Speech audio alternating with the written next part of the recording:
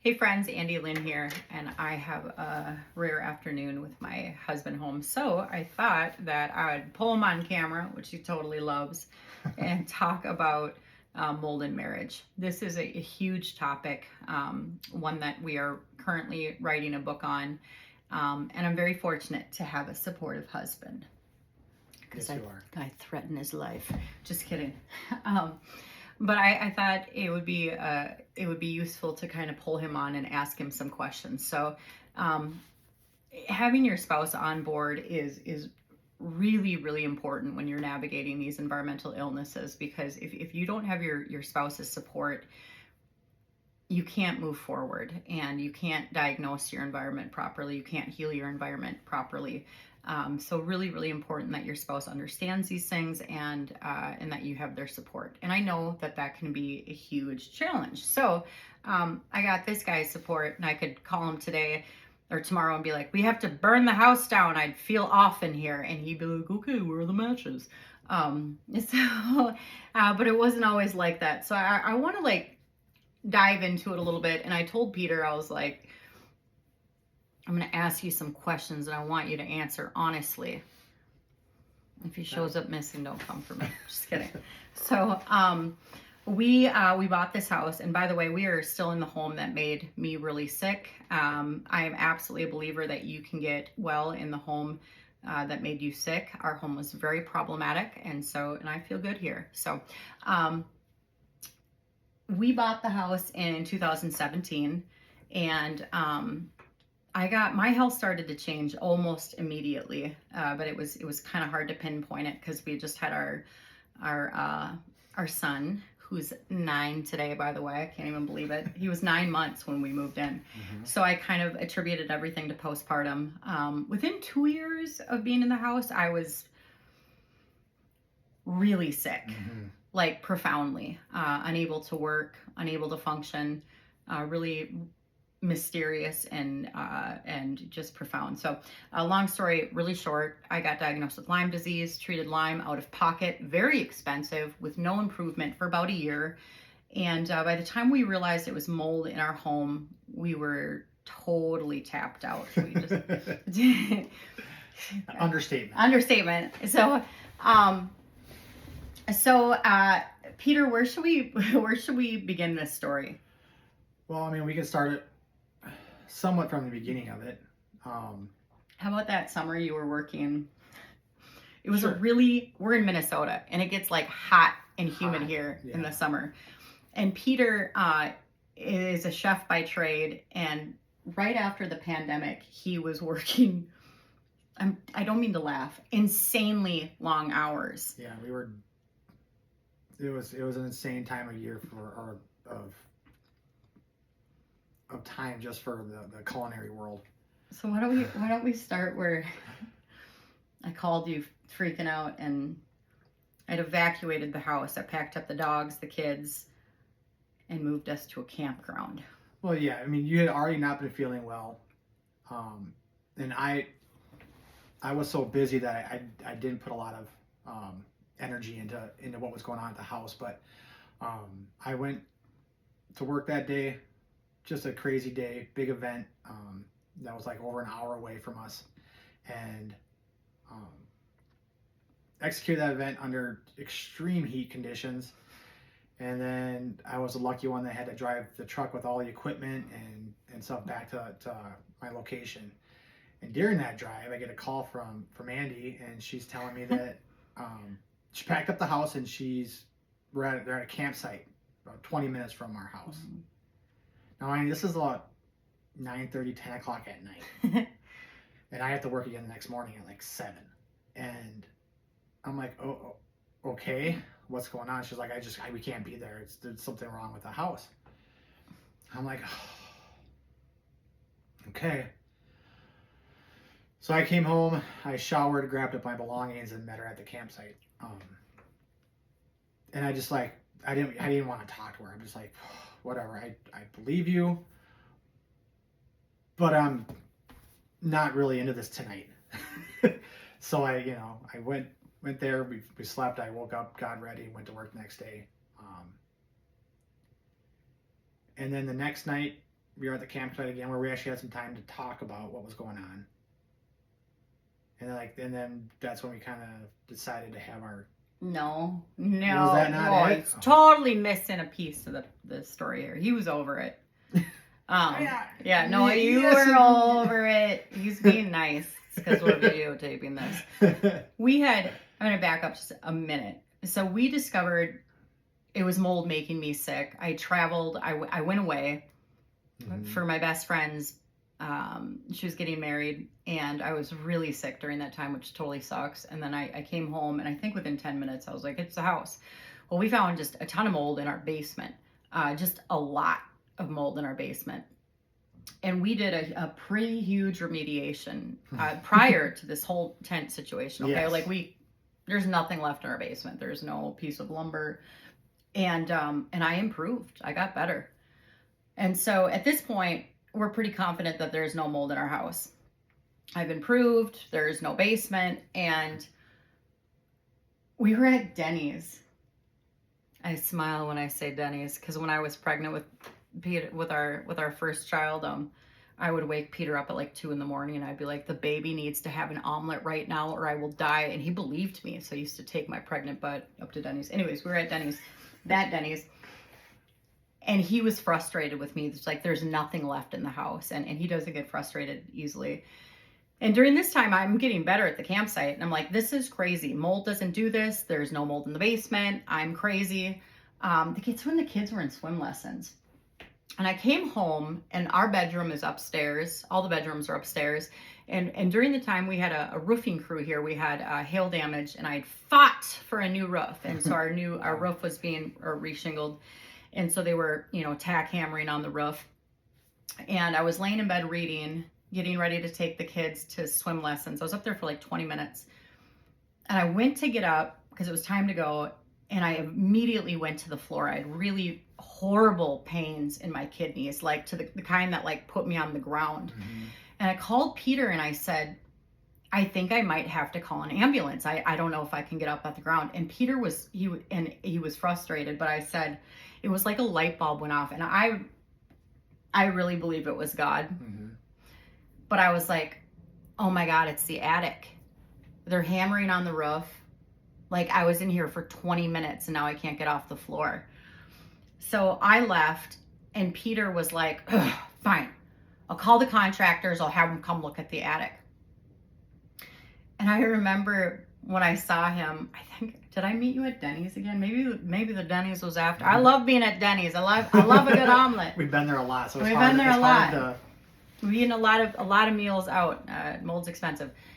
So I remember seeing him walk in and you could see he went from like being mad and frustrated with me with this shoulder. I'm not right often. Okay, I'm really not. I'm usually the one doing the apologizing and Peter comes in and he's like, they found mold in the attic. And I was like, oh, you don't say. Now, I want to pause here for a minute because I think this is important because understanding the building sciences is important. And a lot of people know of the stack effect, right? Air moves from areas of high pressure to low pressure. So all that air in your basement comes up. So, and pressure moves, pressure differentials are affected by, I'm going to butcher this because I'm tired, but temperature and heat, temperature differentials and whatever, air moves, okay? Stack effect, it comes up. So understanding the stack effect, you would think that the attic and the I can't talk today, that the environment in the attic does not affect the living space. That's incorrect because up here in Minnesota, the attics get very hot and so that's gonna create positive pressure. So, and that's when I felt ill from the mold in the attic. And by the way, it wasn't a lot of mold. There was not a ton of mold in our attic. There was definitely mold, but it wasn't like, oh my gosh. It was a bathroom fan that wasn't connected. But I was sensitized at this point, which we understand a lot more, and so it doesn't take a lot of mold. So, okay, tell me if I'm wrong, because this is my understanding, but you know I like to make stuff up. I feel like the attic was the turning point. Was that like I could tell him anything? Like, babe, there's mold in this kitchen. We have to tear it out and buy a new kitchen. Like, was that the point where you're like, okay, I'm going to trust her mold radar? Was that a turning point or am I totally crazy? Um, it's actually hard to pinpoint it even for me when I truly started believing. But I mean, I believed you when we tore apart the basement because you weren't wrong there. It was everywhere. It was everywhere in our basement. Now at that point in time, we only had the top or the bottom half of the basement was ripped up, and then the attic. I went to the attic and saw what was going on there, and we had it tested. It was like, okay, great. That one went on a credit card, I think. No. Or was that a personal loan? I forget. That was a personal loan that I had to pay off a credit card with to pay for the remediation. I think I wanted to mention something, so I don't mean to interrupt, but like, I think this is a big issue. Peter's a chef by trade, so he's not one of those guys who are like, I do this for a living. And I think this is important to talk about too when we're talking about husbands that are sometimes seemingly unaffected, or especially husbands that are general contractors are the ones that scare me the most, because they know a lot about certain things but not about mold remediation. And so I want to talk about this really quick because it's important. So we didn't have any money when we first discovered mold in the basement. The basement was our first remediation, and we knew enough to know that it had to be done, a certain way. And so he's very detail oriented. So he set containment, blocked off the basement. And we were like, wow, we're like doing it and then a step. I mean, we really thought we were overdoing it. And I got out of the house for a day. I look back now and I was like, oh man. Knowing what I do now and looking back on the days following, I'm confident I was having seizures, understanding what I do now. But at the time I was like, I'm not, these aren't mini seizures. That's crazy. I remember do you remember I was walking like I had cerebral palsy? It was really bizarre for like 2 days. Kara came over. Do you remember that? And she's like, why are you walking like that? I'm like, I don't know. Two things. Removing mold and water damaged building material needs to be done a very certain way. It's a standard of care. So mold remediation is removing those things. So a lot of general contractors are like, well, I'm ripping it out anyways. It's like, well, yeah, well, what do you think mold remediation does? There's two risks that you take here. Number one visible, a square inch of visible mold can hold like 1 million mold spores. Mold spores are literally like the part of the organism that can go on and make new life. It's their reproductive organ, if you will. That's not correct, but you know what I'm saying. So those spores can go and find any new source of moisture and food, and mold can spread. That's how mold spreads, okay? So also when you're upsetting mold, it will release its defense mechanism, which is mycotoxins, which is what affects me. I don't have a mold allergy. Mold spores are allergenic, but these mycotoxins, that's what, I'm getting too deep here. Okay, I'm getting way too deep. Because we didn't know any of that when we didn't. When we first started doing this. We didn't, but we knew that I was sick. So we actually ended up having to have a company come out. I just pulled out the invoice. Had to have a company come out and like clean the air in the whole house. I don't even remember what they did because I was out of my mind sick. But we had to pay this company like a few $1,000s to, to fix that issue. And it made me really sick. So unless you're following a standard of care really, really closely, husbands, I know that you want to make your wife's home safe, and you're like, I can do this. I'm not going to pay some yahoo to do it. And sometimes husbands do a better job than the professionals. But before you start digging into things, you really have to understand it. Mold remediation isn't rocket science, but you have to understand what you're dealing with. And it can make your family sick and just totally exacerbate costs. Mm-hmm. So we learn everything the hard way. Yeah. Literally. Yeah, I mean, my first attempt was just ripping stuff out with a couple people, carrying up through the house, out to a dumpster. Then we learned really quickly that I think you came home shortly after we were working. Like I that left day. for the afternoon. For the afternoon, came back and she was like, "Nope, can't be here." So that's when we had the company come out and set containment and bring in air scrubbers and do all that stuff. So the next day when I could finish up that job. I don't even remember. I know it was such a daze because it was. I had a severe neuroinflammation. Yeah, you were. I was not well. I was not okay. And it was weird.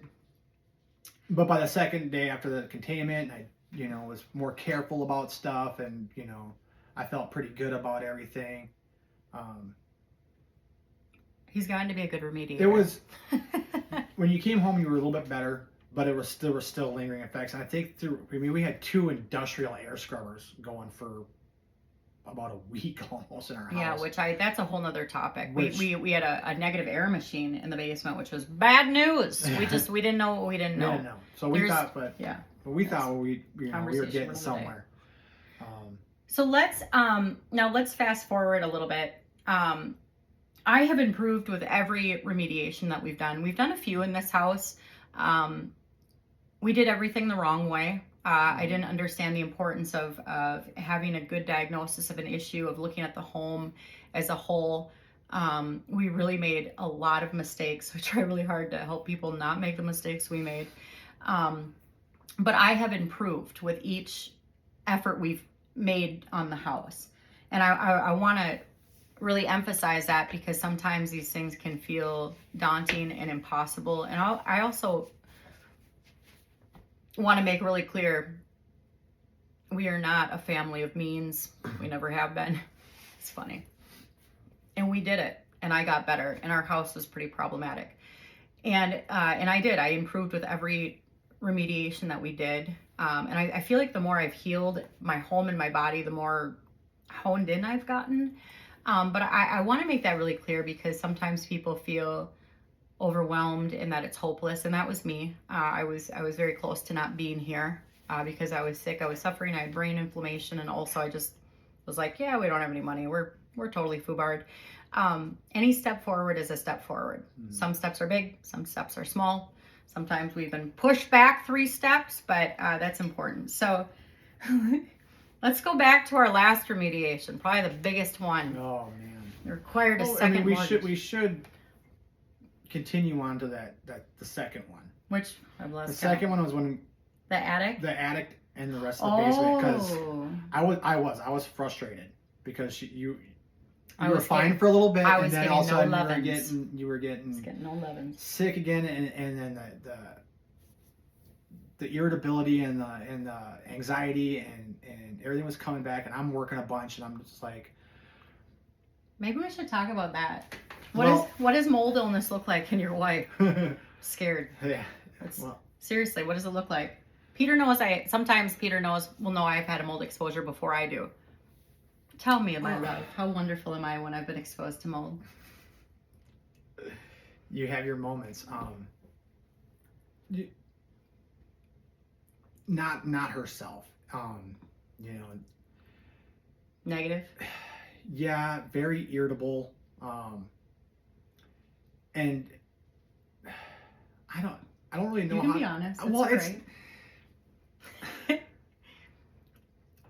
It's you just the negativity mm-hmm. and just the hopelessness, and then that everything is hopeless and everything around you is just bad and negative, and mm-hmm. it's just like it's a spiral. Yeah, and it's like you can't get out of it, and it's just like it's scary, and it's and it makes the other person mad. Like there was times I was just so frustrated. It's like you're not hearing what I'm saying. That's not what I'm saying, and you couldn't get around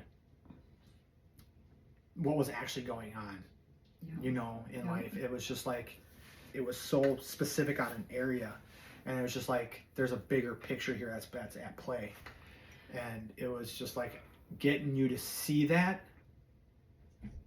was very hard, and then accepting was also hard.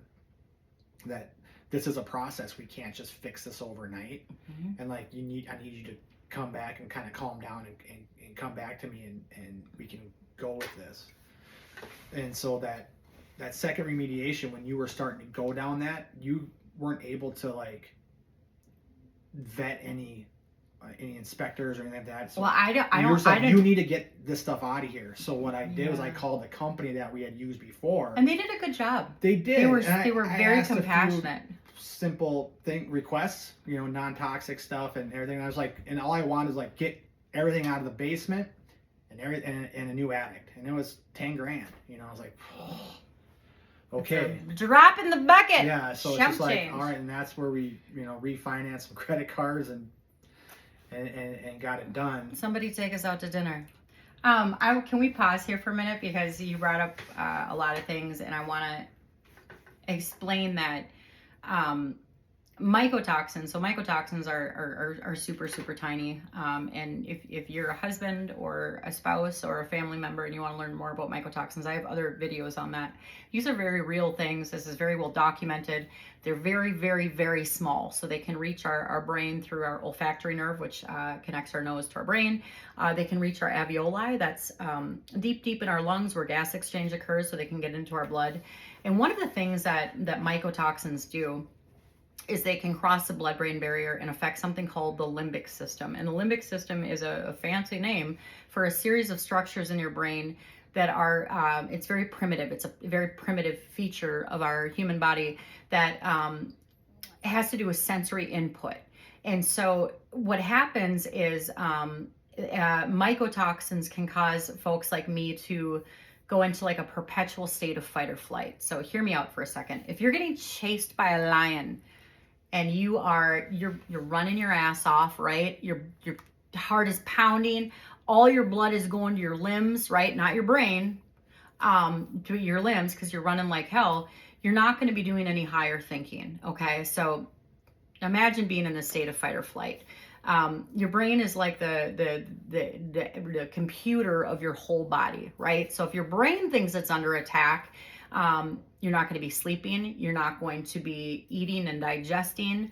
And it's going to trickle down to very physiological, real things like cytokine storms, which is inflammation, and insomnia and digestive issues, and anxiety and depression and hopelessness and irritability. Like, okay, just imagine this for a minute. Say somebody's trying to kick down your door, and they're at your door trying to kick it down to kill you, and your kids are like, Mom, what's for dinner? Mom, do you know where my charger is? Mom, what's for dinner? Are you going to be like, well, I don't know. We had chicken last night. No, you're going to be like, you're going to be freaking out, right? It's like that. And that's why people in these states are going to be sound sensitive, because if you're running from a lion, right, you're going to be listening really closely. So people in these states are sound sensitive, light sensitive, irritable, they're not sleeping, they have digestive issues, right? There's breed and feed. I love being in that state. And then fight or flight, and all of the things. These are very real things that our human bodies do. And so back in the day, when we just had to worry about running from lions and feeding and procreating, we would run from a lion and be like, cool, all right, well, that threat is gone. And then we would go back to this, this state of breed and feed and make a love and eat, right? So people with these conditions, and again, this is very real, this is very physiological, they get into these states. And so Peter will recognize it, because I'm going to speak kindly about myself, I'm usually pretty positive, usually have a lot of energy. I'm a real hoot of a good time. But when I get affected by mold, I get very negative, I get very hopeless. I have suicide ideations when I get exposed to mold, just very real. I'm not in any danger. That's how it makes me feel, but I can't be reasoned with. And so I think I can't imagine, I've said this so many times, like, I don't know what I'd rather be, the sick spouse or the spouse dealing with me. That it can be really hard to like stay calm, and we've made a lot of mistakes. But the times when Peter is able to, like, okay, she's had a mold exposure, he'll speak real calmly to me and he'll say, babe, you're spiraling. And we kind of have our words that aren't inflammatory, and maybe they're different for you. Or you'll say looping, you're looping. And I view that as a limbic system loop. And sometimes I'm like, oh, he's right. But what Peter will do during those times, again, talk calm. I love touch, a lot of it. So sometimes he'll, rub my back or hug me tight, and just speak real calm and say, babe, go for a walk, get outside. I love to walk in the woods, and that will usually help kind of bring me back. There's been situations where he's physically picked me up and carried me out to the truck. This is when our house was bad, and took me out of the house. So these things are really real, and I think that this is why in homes like this, you'll see more domestic abuse. You'll see more suicide, more homicide. It's really important, but it's very real. I'm calm and collected right now. If I have a mold exposure today, I'm not going to be mentally okay tomorrow. And so you need to understand that. And it sucks, but he's stuck with me now. So, okay, let's try to wrap this up in 5 minutes. So I want to talk about, and we'll do more of these because I think having these conversations is helpful. But about a year and a half ago, my health started to decline again. And I think we had done 6 different remediations, some big, some small. Yeah. And I really wasn't sure if it was Lyme, if I was in perimenopause, if I was doing too much. I really was not sure. So I went down to see my bestie. She's in Florida, but she's in just an awesome house. I know it's a clean house for me. I paid attention to my symptoms, and I came home and we went to bed. And the next morning I said to Peter, I said, like, I think it's our bedroom. So we started sleeping across the hall in the kids' room. I was like, I feel better. And then we started sleeping out in the camper. And then the longer I was out of our bedroom, it was like, I don't know, it was kind of like flipping a switch. I couldn't be in there. And I was like, I couldn't be in there for 5 minutes. It was really weird. What was your thinking during that time? Because, hold on, let me add. I'd been in the industry already. So I broke into the industry. I forced my way into the industry. And so I had access to a number of professionals, a number of tests, and more tools than most people. And nothing was showing it. Because we had used them. Yeah, nothing is showing it. Spore trap air sampling, wall cavity spore trap air sampling, particle counters. They used thermal imaging, moisture meters, thorough inspections. We did all these tests. A dust test, nothing showed it. So what was your thinking then? Were you faking it? Were you like, oh yeah, honey, for sure, there's something being missed here? No. Be honest, Peter. I am being honest. I know where you sleep. And the honest truth is, I believed you. I believe that. I believe that. But again, lost for it. You know, I like, what are we supposed to do in this situation? Yeah. You know, it's like our house is tore up still from the previous remediations. You know, we found money to do the remediations. We didn't have anything to put stuff back together. And then it's like, so we can't just like leave the house unless we just walk away and just, you know, and it's like, and then where do you go? But and also, like, if there's no indication of mold or water damage, like, what are we supposed to do? Yeah. And at this time, all we had to go on was how I felt. But the longer I was out of that, and I knew it wasn't psychosomatic. I'm very aware of psychosomatic, you know, effects. It definitely wasn't psychosomatic. And I would go in there, and immediately my ears would ring. I'd get really foggy, have a hard time following a conversation, like almost immediately. And I know that Peter believed me, because I remember at one point we had a contractor or somebody come in there. I forget if it was an inspector or who it was, but I was like, I'm sorry, I got to get out of here.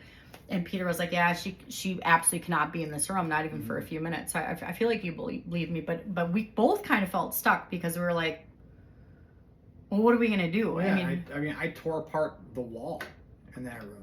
Yeah, we tore apart part of a wall, and there was nothing there. Yeah, I mean, some minor stuff, but I mean, it wasn't mold. It was just like, could this been from when they were building it? You know, it's the water spots that were on the wood. It's just yeah, like, it was. what is Yeah, going it was. on here? So during that time, a professional that I was working for, he believed me, because I think he believed me because he had worked with me for 3 years, and he would be like, I don't know how you do all the things you do in one day. You do so much. You don't stop moving. And then I would have a small mold exposure, and I wouldn't be able to walk up the stairs. I mean, so he believed me, and I said, there's something going on in here. And I think he was like one of the and maybe he believed me. I don't know.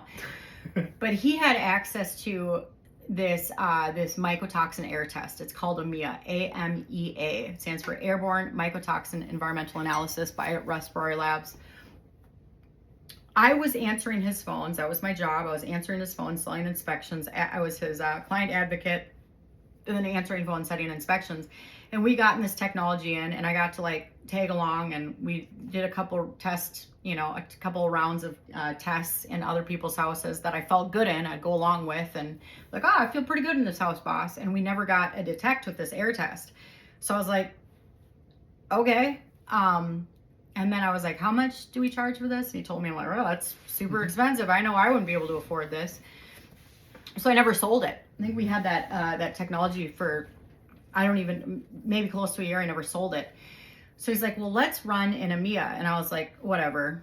Okay. And then he oh man, we got the results to the AMEA back, and it was off the charts. All of the mycotoxins that it tested for were extremely high, like high in the red. And it was that data point that made us feel confident to like hit this hard. So we took out a second mortgage. I had just got done paying off the one. Did you? Remediation, yeah. Like it was all like, right, one step forward, about 10 back. So we took out a big loan, and we were high risk because we like to party. We got a lot of debt, and we went to do exploratory remediation. And what that means is we knew that there was water damage, we knew there was mold, we didn't know where. And so I had a theory about what was going on. I had a theory that there was mold or water damage between the siding and the building envelope. So part of our exploratory remediation was residing the house. Really important to secure your perimeter. Okay, I know your cladding and all of that. Lots of issues can be there, and it can really hide. And then we were going to totally demo our bedroom and master bathroom. in this room. Oh, in this room too, the room that we're in. We'll explain why in a minute. So, but initially it was the bedroom and bathroom that we were going to leave no stone left unturned. And I think it's also important to mention that I felt fine in the bedroom across the hall in my kids' room. So the little ones, they have a room across the hall, and I felt fine in there. So we just focused on the bedroom and our bathroom. So siding came off. We discovered that some Yahoo had replaced the windows on this side of the house, this window in front of us in my home office, and our bedroom up above us. So there's 3 windows that weren't original to the house, and they were not flashed. And then when Peter demoed the bathroom, I never got to see pictures of this.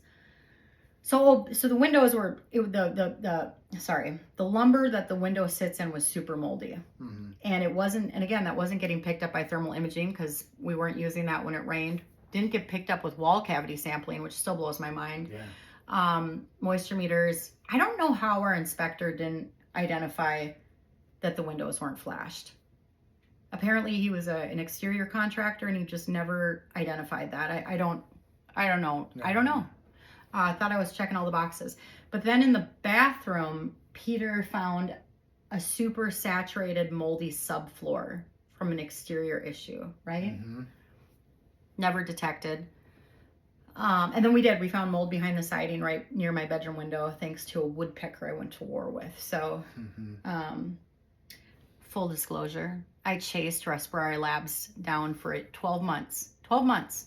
I begged them to hire me, and they did. So I'm, just spilled coffee. I get excited. That's the company that I work for now, is Respiratory Labs, where we offer mycotoxin air testing. For me, it saved my life because nothing else was showing it. And I think, it did, because I was breathing in those mycotoxins, what was in the air. And we did post test in there too, and it was beautiful. Nothing detected. So there's a time and a place, and listen to your moldy. We're gonna wrap this up, but we'll do this again. Peter, do you have any finishing thoughts on this? Keep it nice. Just kidding. What would you say to a husband that is navigating these things with his wife? Man, that's... I'm sorry. What's your biggest piece of advice? if you're really navigating it and you see the change in the person that you married, remember that person that you married. And if they are not the person that they are at that point in time, then there's something that's happening in your environment. It can be the environment, not always. Yes. But, I mean, there could be other reasons, but I mean, I think checking your environment is very important to how it is, because it's, what's the word I'm looking for? Attainable to fix something like that. It's tangible. Tangible, yeah. So, and toxicity illnesses, they creep up on you, and it typically is. Well, our dog was the first. She was dead after 2 months in this home, neurological disorder. She was around 5, and then it was me. And it's me and my daughter that are the canaries. So, and that's kind of par for course. Sometimes it's the husband. I work with a lot of families where the husband is the one sick, but he maybe works in a trade where he's exposed to these things. So there's a lot of reasons for this. There's genetic predisposition. Apparently men detox better, something about testosterone. I'm going to shoot another video about the toxic bucket theory, because I have a good visual that I do, but there's a lot of factors, but it's usually the wives that are the ones, not always. Please don't, I absolutely have people that I work with that it's the husbands that happens. But there's a lot of factors. And so I think we always thought, like, if it's environmental, everybody would be affected, and people are affected in different ways, which can make it hard to pinpoint, and different ways and at different times. And I think after we moved out, Peter had noticed small things, like I have more energy, I'm not so achy, but symptoms with things when the kids kind of fell away. Like all 3 kids had eczema. And I thought it was just hereditary. I don't know. They've never had those issues. If anything that we said resonates, please check your environment. It's tangible. Mold is easy to treat. It is a symptom of moisture. So, yeah. Thanks for doing this with me today, baby. Oh, you're welcome. I won't hurt him, I promise. All right, we'll be back. Peter and I we're almost done with a book on mold and marriage, and if there's a topic you'd like to see us discuss, reach out. Thanks. Thank you.